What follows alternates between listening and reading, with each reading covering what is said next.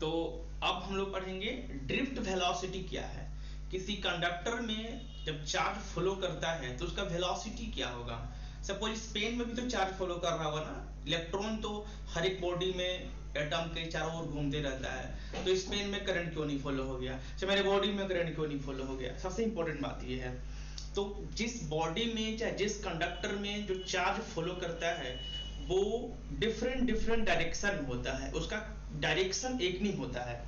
जैसे कि अगर मान लो कि ये कोई कंडक्टर है, कंडक्टर सिंपल कंडक्टर है, जिसके इलेक्ट्रॉन होंगे वो जिग जैग पाथ में मूव करते रहता है, उसका कोई डायरेक्शन फिक्स नहीं होता। लेकिन जैसे ही उस कंडक्टर को आप किसी एनर्जी सप्लाई यानी कि बैटरी से कनेक्ट कर देते हैं, अगर मैंने इसको बैटरी से कनेक्ट कर दिया, इसको एनर्जी सप्लाई होने लगा, तो इसके क्या होगा कि इलेक्ट्रॉन एक अरेंज वे में निगेटिव से पॉजिटिव की ओर फ्लो करने लगता है, और इसी को हम लोग करंट फ्लो बोलते हैं। तो ड्रिफ्ट वेलोसिटी का सिंपल डिफिनेशन है कि किसी भी कंडक्टर में एनर्जी अप्लाई करने के बाद, एनर्जी का सप्लाई देने करने के बाद इलेक्ट्रॉन का जो भी वेलोसिटी होगा उसको ड्रिफ्ट वेलोसिटी बोलते हैं। क्या बोलते हैं, फिर से लिखिए, नोट करिए। The velocity of electron, the velocity of electron in a conductor when energy is supplied is called drift velocity. The velocity of electron in conductor when energy is supplied is called drift velocity. drift velocity का expression समझेंगे, क्या इसका formula कैसे निकाला जाएगा drift velocity का।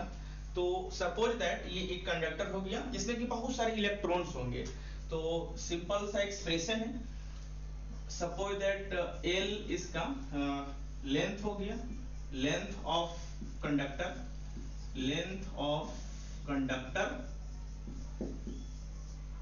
और A area of cross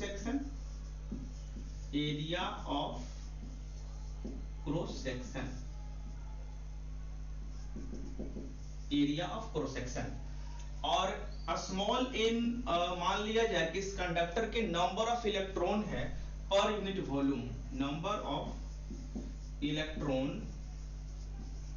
per unit volume. आप समझेंगे, बहुत ही सिंपल सा इसका एक्सप्रेशन है कि इसमें अगर इलेक्ट्रिक फील्ड E अप्लाई किया गया, इलेक्ट्रिक फील्ड E, तो इस कंडक्टर के अंदर में जितने सारे इलेक्ट्रॉन्स है सब पर फोर्स लगेगा, तो force experience by one electron equal to क्या होगा, आपने पढ़ा होगा, इलेक्ट्रॉन के चार्ज को इलेक्ट्रिक फील्ड से मल्टीप्लाई कर देंगे तो फोर्स मिलेगा। ये आपका इलेक्ट्रोस्टैटिक्स का फर्स्ट चैप्टर में पढ़ा था आपने, charge into field equal to force. तो इस कंडक्टर के अंदर में हर एक इलेक्ट्रॉन पर इतना फोर्स लगेगा, ई। अब निकालेंगे कि एक्सेलरेशन क्या होगा। एक्सेलरेशन का फॉर्मूला क्या होता है, फोर्स अपॉन मास। तो ई और हर एक इलेक्ट्रॉन का मास m है, तो अब मैंने को मिल गया कि इस कंडक्टर के अंदर में जो इलेक्ट्रॉन है वो हर एक इलेक्ट्रॉन का इतना एक्सेलरेशन है। जब एक्सेलरेशन मिल गया तो आपको तो वेलोसिटी निकालना है, तो इक्वेशन ऑफ मोशन से वेलोसिटी काफी आसानी से निकल सकता है बाय इक्वेशन ऑफ मोशन। ये फॉर्मूला पढ़ा होगा आपने, v equal to u plus at। v को बोलेंगे ड्रिफ्ट वेलोसिटी, यहाँ पर d लगा देते हैं सफिक्स में, इनिशियल वेलोसिटी 0, और एक्सेलरेशन के जगह पर e पाई m। बहुत ही ध्यान देने वाली बात ये, जो टाइम जो होता है यहाँ पर टाउ लिखेंगे, जो आप टॉर्क में सिंबल यूज करते थे वो e टाउ बाई m। अब यहाँ टाइम, सबसे इंपॉर्टेंट बात आप ये समझेंगे कि टाइम को t न लिखकर टाउ क्यों लिख दिया गया। तो इलेक्ट्रॉन जो यहाँ पर मूव करता है वो इलेक्ट्रॉन स्मूथली कंटिन्यूसली नहीं मूव करता, एक इलेक्ट्रॉन दूसरा इलेक्ट्रॉन के साथ कोलाइड करता है। तो ये टाइम क्या है कि दो इलेक्ट्रॉन सक्सेसफुली कोलाइड करेगा, successive collision between two electrons के बीच का ये टाइम ड्यूरेशन है। तो घबराना नहीं है, क्वेश्चन में ये टाइम ही दिया रहेगा, इतना सेकेंड है, इसको ऐसे कुछ भयंकर तरीके का नहीं है, टाइम दिया रहेगा, आपको ड्रिफ्ट वेलोसिटी फाइंड आउट करना होगा। ये लिख लीजिए, ये होगा ड्रिफ्ट वेलोसिटी। इसका एक दूसरा डेरिवेशन भी है, जो आपके अगर 12th का HC वर्मा का बुक फॉलो कर रहे होंगे तो उसमें दिया होगा ये expression, S equal to UT plus half LT square. S क्या होगा, लेंथ ऑफ कंडक्टर, तो L पुट कर देते हैं, इनिशियल वेलोसिटी 0, ये हाफ, और एक्सेलरेशन EE बाई m और टाउ स्क्वायर। तो लेंथ ऑफ कंडक्टर क्या मिलता है, E tau square 2m, this is equation third. अब कंडक्टर का लेंथ पता हो गया आपको, कंडक्टर का टाइम टाउ पता हो गया, तब आप इलेक्ट्रॉन का ड्रिफ्ट वेलोसिटी निकाल सकते हैं। कैसे, लेंथ वेलोसिटी कैसे निकालते हैं, length upon time, tau, length अपने ऊपर में निकाला है, E electric field tau square 2m tau, time से टाइम कट गया तो ड्रिफ्ट वेलोसिटी का ये एक्सप्रेशन आता है E टाउ बाई 2m। इसके पहले वाले डेरिवेशन में ड्रिफ्ट वेलोसिटी था और ये भी ड्रिफ्ट वेलोसिटी, दोनों में डिफरेंस क्या, अलग अलग दो क्यों आ गया। तो ये ड्रिफ्ट वेलोसिटी को बोला गया एवरेज ड्रिफ्ट वेलोसिटी, नोट करेंगे, ये एवरेज ड्रिफ्ट वेलोसिटी के नाम से न्यूमेरिकल मिलेगा। तो अगर 12th में अगर HC वर्मा का बुक फॉलो कर रहे हैं तो इलेक्ट्रिक करंट में जो भी क्वेश्चंस दिया है उसका, वो सारे एवरेज ड्रिफ्ट वेलोसिटी इस पर बनेगा। और NCERT में NCERT का ड्रिफ्ट वेलोसिटी वो केवल ड्रिफ्ट वेलोसिटी है, and this is average drift velocity. समझेंगे, थोड़ा सा डिफरेंस है, कुछ खास नहीं है, एवरेज ड्रिफ्ट वेलोसिटी। अब हम लोग पढ़ेंगे कि मोबिलिटी क्या है, नेक्स्ट पॉइंट है मोबिलिटी। छोटे छोटे पॉइंट से याद करते चलना है मोबिलिटी। तो किसी भी कंडक्टर में जब इलेक्ट्रिक फील्ड अप्लाइड करते हैं तब उसमें इलेक्ट्रॉन ड्रिफ्ट होता है।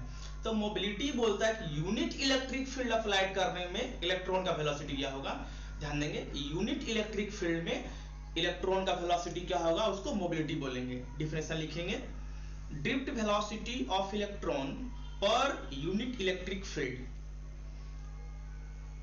ड्रिफ्ट वेलोसिटी ऑफ इलेक्ट्रॉन पर unit electric field is called mobility. यानी कि मोबिलिटी का डिफिनेशन के अकॉर्डिंग फॉर्मूला हो जाएगा ड्रिफ्ट वेलोसिटी पर यूनिट इलेक्ट्रिक फील्ड, ये हो जाएगा ना, mobility equal to drift velocity by electric field. इसका ऐसा यूनिट बिहार बोर्ड के जो बच्चे हैं उनके ऑब्जेक्टिव क्वेश्चन में आता है। तो वेलोसिटी का यूनिट मीटर पर सेकेंड और इलेक्ट्रिक फील्ड का कूलम, न्यूटन पर कूलम, न्यूटन पर कूलम।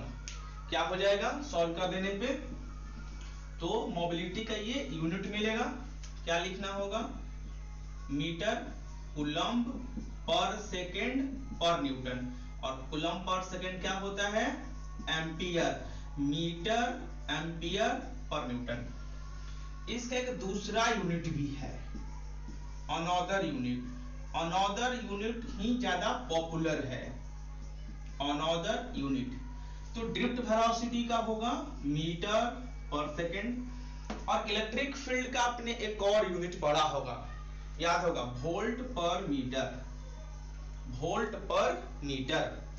तो क्या होगा, सॉल्व कर देते हैं इसको, तो मीटर स्क्वायर पर सेकेंड पर वोल्ट लिख लें, ये मोबिलिटी हो गया। इलेक्ट्रिक, ये पर यूनिट इलेक्ट्रिक फील्ड का मोबिलिटी यूनिट याद रखेंगे, डायमेंशन भी निकाल लिया जाए। चलिए डायमेंशन, मोबिलिटी का डायमेंशन क्या होगा देख लिया जाए, मोबिलिटी का डायमेंशन, यूनिट एंड डायमेंशन ऐसा टॉपिक है जो कि 11th के स्टार्टिंग में मिलता है, जो बच्चे नहीं पढ़ते हैं तो ऐसा नहीं कि आपसे पीछे छूट गया, ये हमेशा ये पढ़ना ही पड़ेगा। तो कैसे निकाला जाए, इसे निकालते हैं, velocity by electric field, velocity का डायमेंशन क्या होता है, LT-1, LT-1, और इलेक्ट्रिक फील्ड का तो पता ही होगा, MLT-3 a माइनस वन, ठीक होता है ना 80। हाँ, अब सॉल्व कर देंगे तो ये हो जाएगा m माइनस वन, l से l कैंसिल और t2 ampere 1, m minus one t2 ampere देख लेंगे। ये होता है मोबिलिटी का डायमेंशन।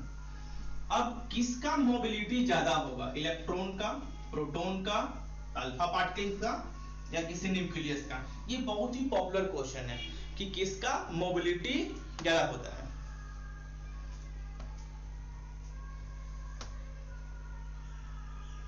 कि किसका मोबिलिटी ज्यादा होगा। तो मोबिलिटी का फार्मूला क्या था, drift velocity by electric field. तो ड्रिफ्ट वेलोसिटी का वैल्यू पुट कर दीजिए E tau by m upon electric field, e से ई कैंसिल। तो इलेक्ट्रॉन का मोबिलिटी निकालना होगा, तो इलेक्ट्रॉन का चार्ज और इलेक्ट्रॉन का मास पुट करेंगे, that is called mobility of electron. ये अगर प्रोटॉन का मोबिलिटी निकालना होगा तो प्रोटॉन का चार्ज और प्रोटॉन का मास पुट करेंगे। तो अब देखना है कि दोनों चार्ज पार्टिकल्स का चार्ज तो सेम रहता है, मास डिफरेंट है।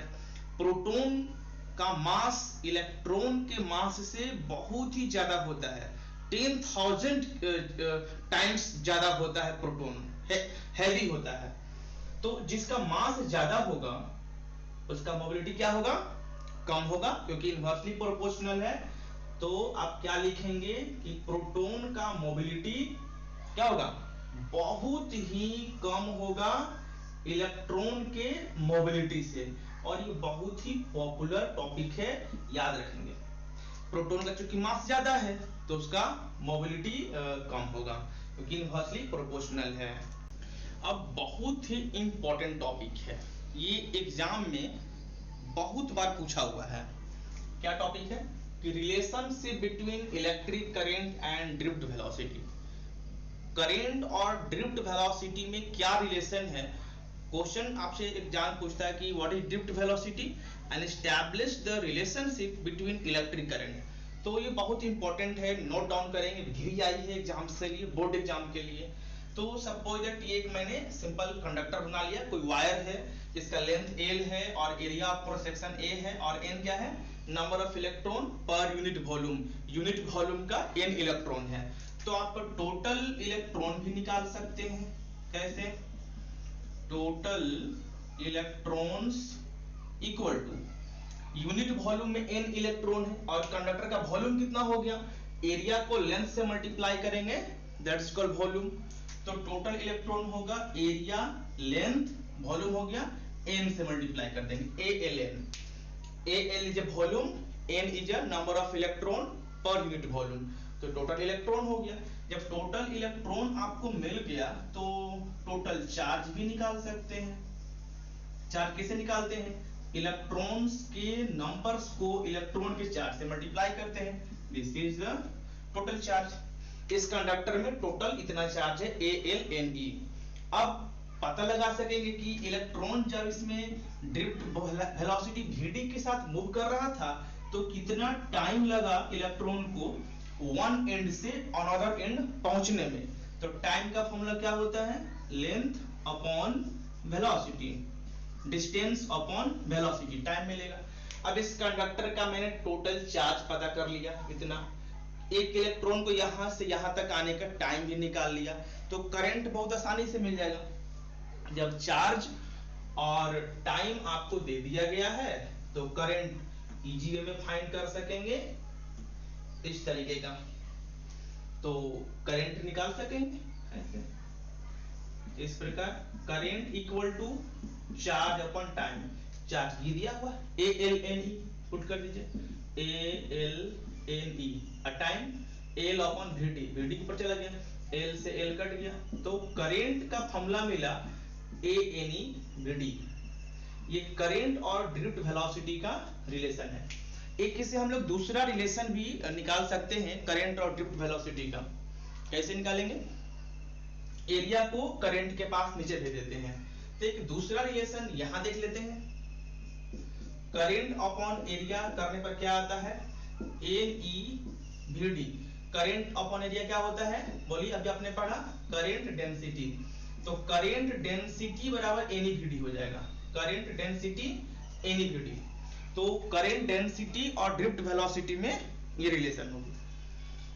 अब जो आपने पढ़ा सब याद करना है। नेक्स्ट वीडियो में आपको पढ़ाएंगे ओम्स लॉ क्या है, ओम्स लॉ किस पर एप्लीकेशन होता है, किस पर अप्लाई होगा, किस पर अप्लाई नहीं होगा। ओम्स लॉ को डिटेल्स हम पढ़ेंगे और रेसिस्टेंस के बारे में पढ़ेंगे नेक्स्ट वीडियो में।